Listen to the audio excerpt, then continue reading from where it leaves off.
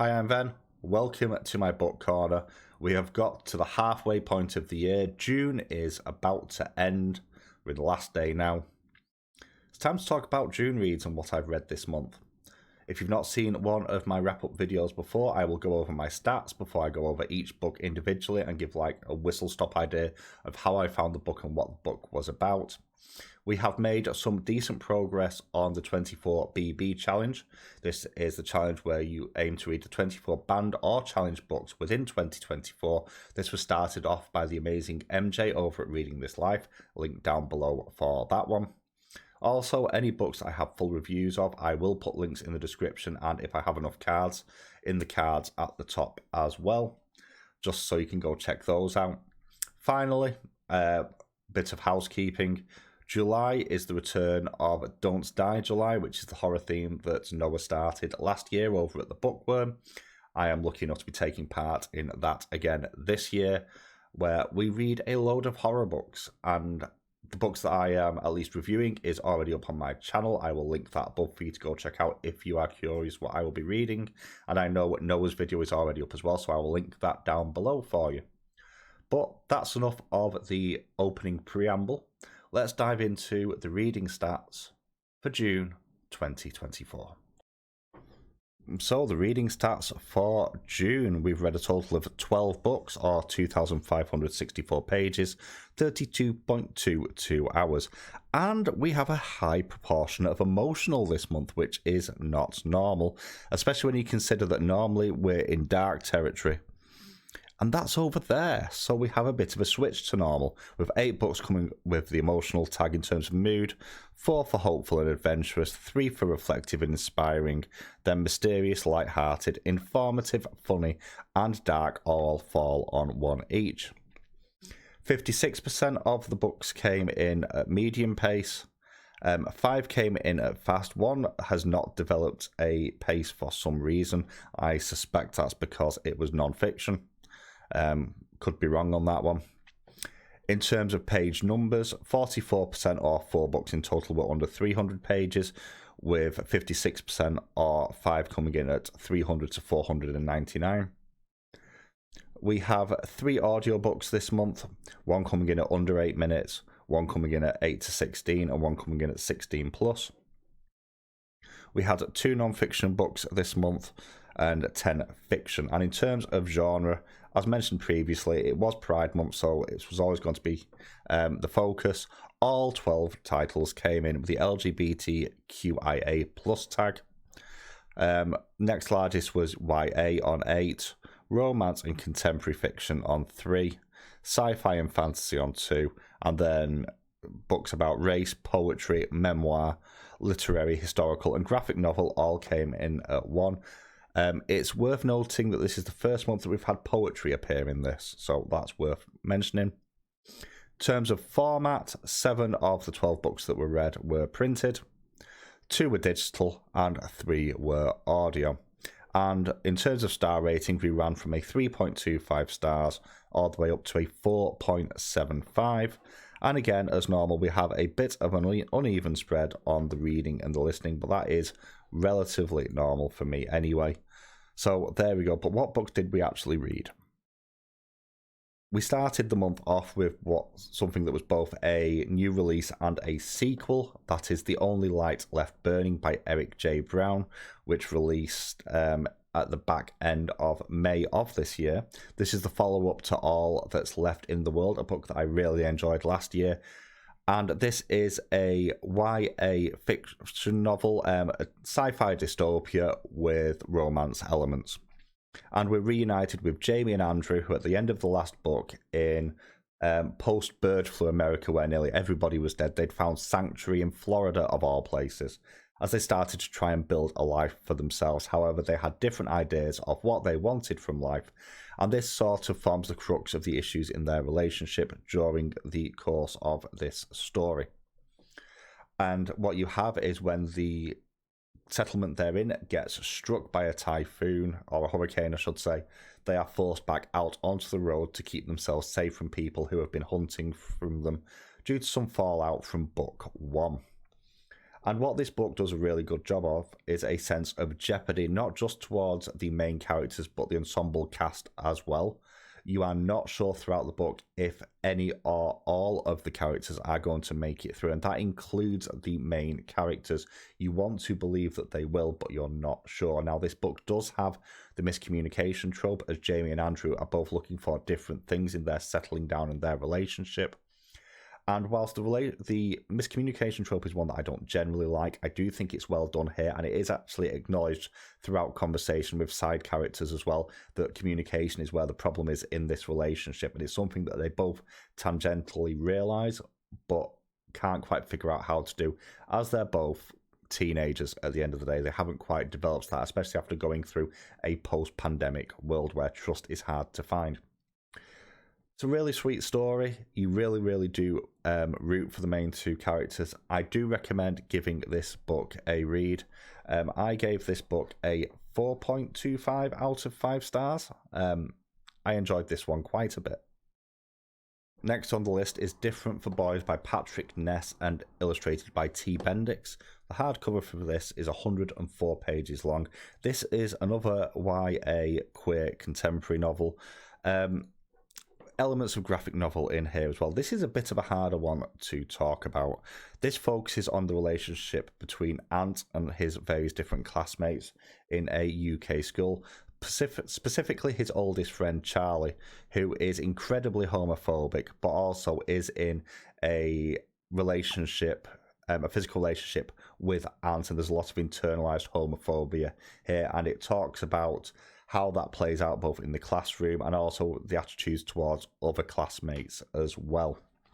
There's a surprising amount of humour in this, but what I really liked about this is the way that this book is presented. You have some really good artwork in here, but also the written word is not entirely shown. Because this is a YA novel, this is written as teenage dialogue, swear words and all, but you can't necessarily put them in YA literature. It doesn't pass the censor test. So the book uses black bar censorship over certain passages within the book, and you've got to use your imagination to figure out what those characters are saying, which generally speaking works quite well. There was the odd moment where I wasn't 100% sure, but you can generally get the gist of what's going on by the surrounding text and insert your own version of whatever language it would be that goes there. It talks about sexuality, friendship, and this is a surprisingly good novel. It's not going to be one for everybody. I gave this a 3.5 stars out of 5. Definitely a curiosity that's worth checking out though. Moving on from that one, we have This Book is Gay by Juno Dawson, 273 pages for the paperback. This initially came out in 2014. I do have the updated version, which I think was updated in 2021, if I've got my dates right. This is a banned book, the first one of my run for this month. And this is basically just a self-help and health book talking about how to deal with bullying, sexual health, identity, and is basically a beginner's guide to those things for a teenager. I have done a full review on this one. I'm not going to go into too much detail here.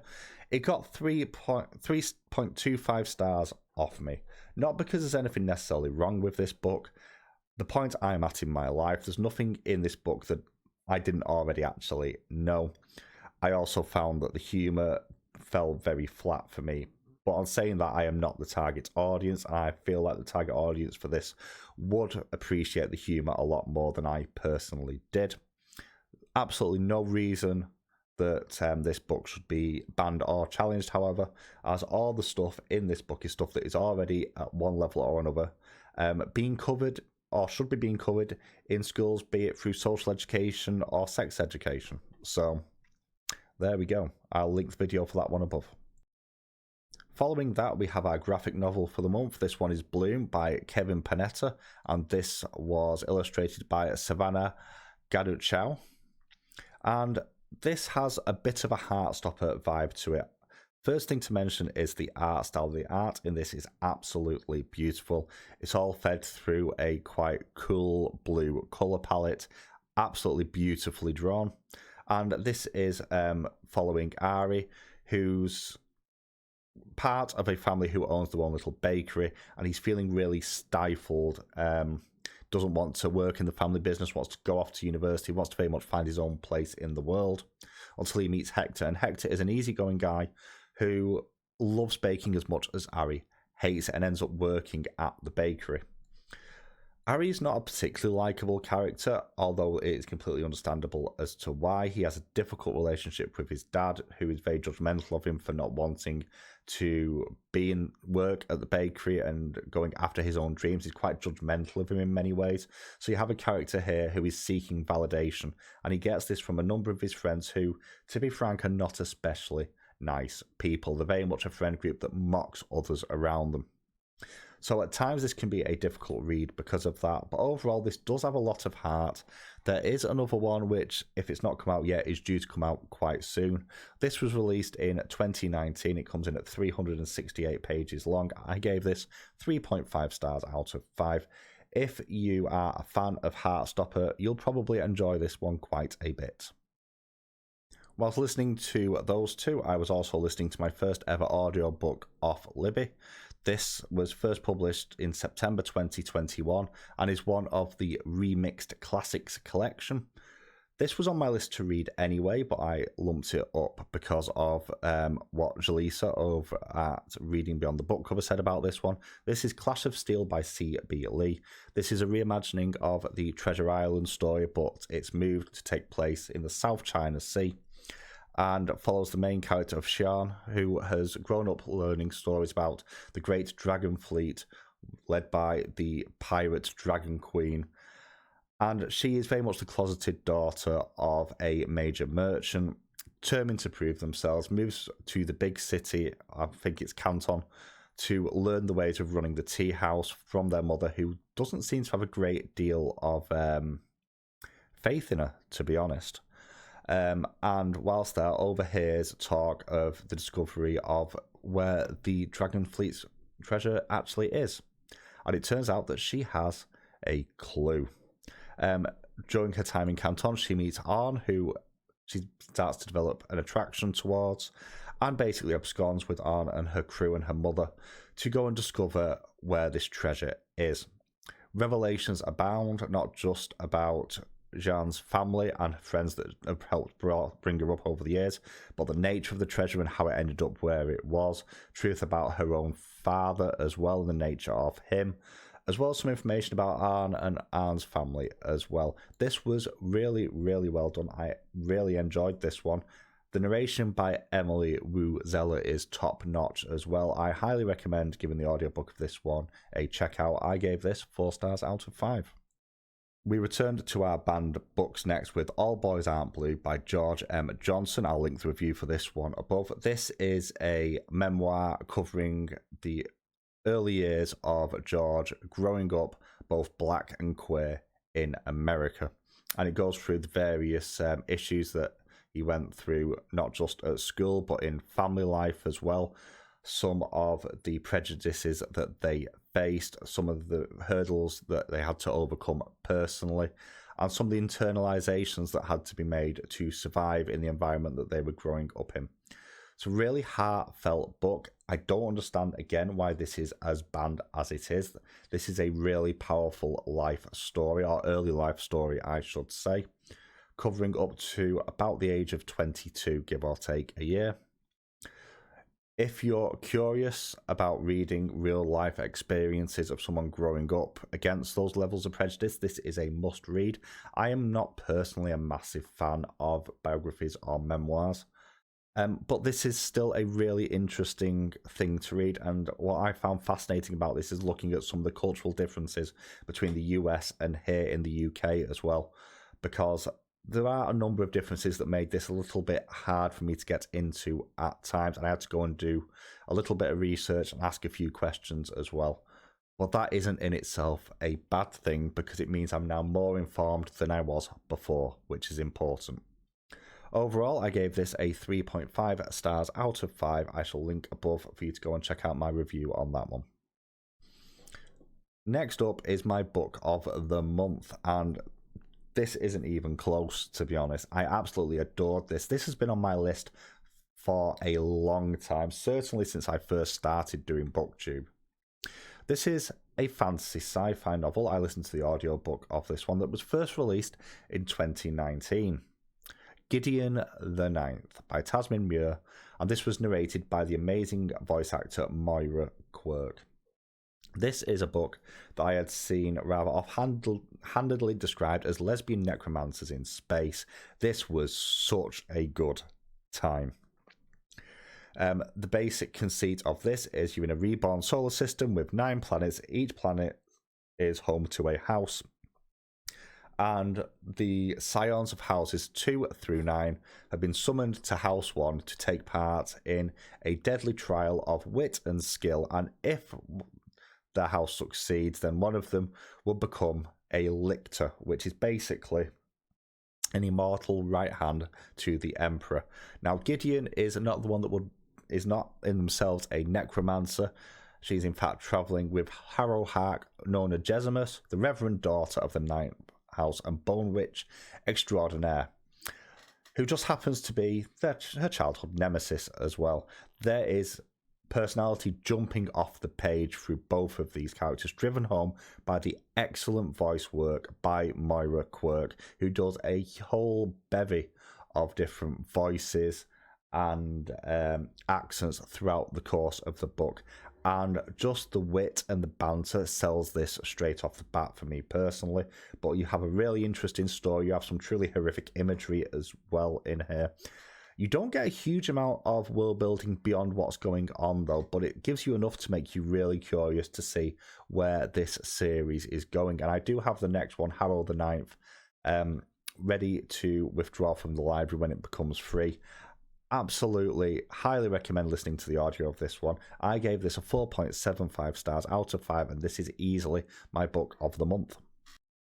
From what turned out to being my best book of the month to the one I was looking forward to the most, The Black Flamengo, written by Dean Atta, first released in August of 2019. This was poetry, which I didn't realise, or at least when I say poetry, this is designed as a spoken word performance. And this tells the story of a young man coming to terms with their identity as a mixed-race gay teen who eventually, whilst off at university in Brighton, finds an advert for a drag show and joins up and finds the story of becoming empowered and accepting your own uniqueness. It covers a few dark moments growing up, a few, again, not too dissimilar in some ways to All Boys Aren't Blue. You do have moments of finding ways to survive and issues with homophobia and bullying, as well as cultural expectations here. As the child of someone from Greece on one side, Jamaica on the other, and growing up in London, you have a lot of cultural tearing apart and to and fro where you don't quite feel like he belongs in any of these worlds, and it's that story of finding out who you are, which is really powerful. What I will say is I'm not a reader of poetry. It's not something that I particularly enjoy, and if I'd have known that going in, I would have probably listened to the audio of this instead. As it is, I do think this is a really powerful story. I gave it a 3.75 stories out of 5. It lost marks simply because it isn't a format that I particularly enjoy to read.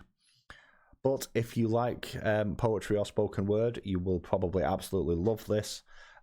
Or potentially check out the audio, see how that one stacks up. But really heartfelt story though. Do recommend checking it out regardless. The following book is one I was advised by, I think it was Oz in the comments a while back, to not read unless I was in a good mental state of mind. And that's Felix Ever After by Kacen, Callender. And this is the story of Felix Love, which I'll pull this directly from the blurb. Felix secretly fears that he's one marginalisation too many, black, queer and transgender, to ever get his own happily ever after. This is a character who is struggling with the terms of their own identity. In many ways, it's to do with the verbiage and how to describe who they are, despite the fact that labels can inherently be damaging at times, something that is recognised in here. And there's a fear of never being in love and never feeling that first love, never having the first kiss. And it's the summer holidays and going to summer school and trying to get into Brown, which I believe is quite a prestigious school, college, university, whatever the word is for it. And going in for the first day, doing an art course because a very talented artist. And there's a massive notice board. And on that notice board, somebody has stuck loads of pictures of Felix pre-transition, along with dead naming him, which is not good. And you have this spiral because obviously that's not something anyone should have to deal with. And the determination to find out who it was, there are a number of different characters it could be. And one in particular really jumps out as a prime suspect. Felix creates a fake Instagram account, starts kind of stalking them and talking to them over Instagram, and starts to kind of fall for them. And you have this thing of like, what if it isn't that person? But I want to get my revenge on them. I want to find out their secret and then tell the world to get my own back. But then the doubt sets in, the attraction happens, and you get this really complicated journey of self-loathing and lack of self-respect, and also lack of self-belief in many regards, a lot of moral doubt going on. Felix is very close to their best friend as well, and there's some interesting interplay there, which does link back as well. And at times, this is a really difficult book to read, but it is absolutely beautiful at the same time. It has no issue showing a number of characters who, whilst in many ways are good characters, are fundamentally flawed, which I like. You very much do not have a white knight character in here. And overall, this was a really compelling read, which I highly recommend. Any other month, this would be my book of the month, but Gideon just pipped it to it. So this came in at 4.5 stars out of 5 for me. Highly recommend giving this one a check. Next, we bounce into the indie space for a lesbian horror novel that released on April 12th of this year. I say novelette's a better term probably. 109 pages long. This is Inkvine, a gothic sapphic novella by Elizabeth Broadbent. This was a lot of fun. This is set in what I would call deep South America, kind of on the edge of a swamp, in a very small community town where everybody works for the same employer. You have a strong Christian congregation there as well. And we're following Emmy Joyner, who is kind of the black sheep of the family, as rather than working like everyone else does, she just wants to get the hell out of town. And as a result, is trying to earn money as an exotic dancer in the local bar. This works for Emmy for a couple of reasons. Number one, the pay is decent. Number two, she doesn't like men, which is understandable. But because of the religious nature of her family, cannot be honest about this, so you've got a lot of internalization there. But you have the swamp nearby, which everyone says, don't go into the swamp. People go missing in the swamp. And Emmy does go into the swamp multiple times, and then one day meets a tattooed girl in the swamp called Zara, who she gives her first kiss. And then she wakes up with similar tattoos on her legs winding all the way up. And you have this situation where Emmy keeps going back into the town, into the swamp, before going back. And you have a level of judgment from her family and people causing trouble, as well as people who, are apparently very Christian, but have no issue going to these adult bars and watching the exotic dancers and trying to solicit sex for money throughout this. It's very dark. It's very, very good. It does a good job of showing the realities as well of growing up in poverty in the Deep South. And it has, I'm not sure you can call it a happy ending exactly, but it definitely has an ending. And you have the spooky factor of what it is in the forest. It almost feels to me like a dryad moment calling to somebody to sort of help them but take them away at the same time. I really enjoyed this. I'm pretty sure it's on Kindle Unlimited. I think that's where I picked it up from. I gave this a 3.75. I think it could have done with a little bit more page time, but this was a very, very good novella. I enjoyed this quite a lot. That was Inkvine by Elizabeth Broadbent. As mentioned with Black Flamingo, I don't really read poetry. And not too long ago, I did one of my things where I buy a cover buy on a whim. That was Death's Country by R.M. Romero. And I was just clicking through some stuff and realised that this is technically poetry. So I got the audiobook for this one. The audiobook was read by Jordan Diaz and Valerie Rose Lohman. The hardcover of this is 400 pages long. It's about 4.5 hours for the audiobook. And this is a reimagining of the Orpheus and Eurydice story, but told through the tint of Latin America culture and myth, following specifically a character called Andre, who uses his music to escape the arguments between his parents. However, one day this very brash and overconfident young man ends up drowning and makes a deal with the goddess of death to take away kind of his darker shadow, his angry side, and let him live. And in return, she could take back something that he loves. Fast forward about a year, and you have Andre being forced to go into the underworld with his girlfriend to save their other girlfriend, as this is a rare example of a YA book with a polyamorous relationship. And basically you have the situation where Leora is in a coma after a car accident, and Andre and Renee have to go into the underworld to fetch her spirit back. This is really well narrated. It's a fascinating take on what is quite a well-known Greek myth in Orpheus and Eurydice. I enjoyed this quite a lot. I'm glad I listened to the audiobook. I may go back and try and read the physical version at some point, as I do have it on my shelf. But that is Death Country by R.M. Romero, which came out again this year, May 2024. I gave this a 4 stars out of 5. Last up, we have some literary fiction or contemporary fiction, depending on what you choose to call it. Love in the Big City by Sang-Young Park, translated by Anton Her.